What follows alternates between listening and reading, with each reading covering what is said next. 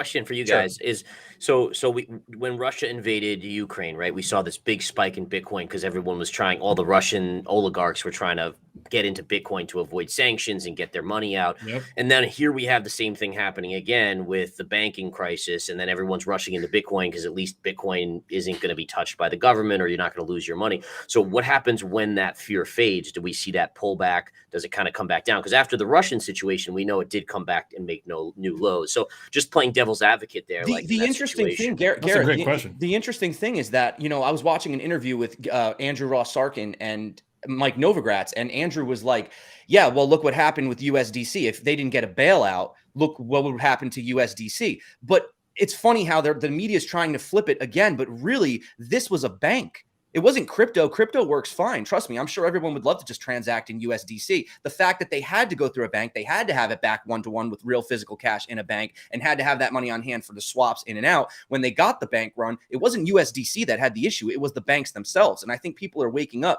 and realizing that while everyone's been calling crypto and Bitcoin a scam all this time, the real scam is the banks. I slept like a baby when all these banks were collapsing. I slept great knowing that, self-custody, right? I was fine with it. I didn't bother me at all. So, but does anybody else have an opinion on that? I mean, because anybody else in the panel jump in there? Sure. So, I mean, I like this idea of everyone panic buys and then everyone goes, everything is okay, which you can get in these crises. And then you can get this lurch lower, which you may have in the beginning part of April.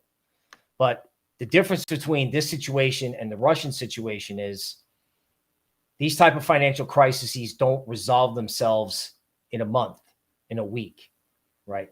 The everything is all right, or the, it's kind of faded, is a long way off. And I got this article that one of my ex-colleagues gave me, right, about the Fed's operating loss becoming the taxpayer's loss. Meaning the problem that everyone thinks is out there is with the banks. That's what the news says today. You always trade off what the news is going to say tomorrow. And what the news is going to say tomorrow is there's a problem with the dollar and there's a problem with a sovereign, and that sovereign could be the United States. So yes, when the retail FOMO ends, there will be a dip. Okay, when the retail FOMO into stocks, there will be perhaps a big dip in stocks. But the reason to be a buyer down below in Bitcoin and gold especially is because the end game here is people questioning the credibility of the dollar and the government. Magic, you got a take on Gareth's question? I honestly don't have a take on any of it. The Russian oligarch situation, all this speculation about what could be going on behind the scenes to drive all this is complete nonsense to me, if you want to know the truth. Was calling for 26,724 back in December, called for 47,707 before the Russian thing even happened. We were actually looking for longs in that region.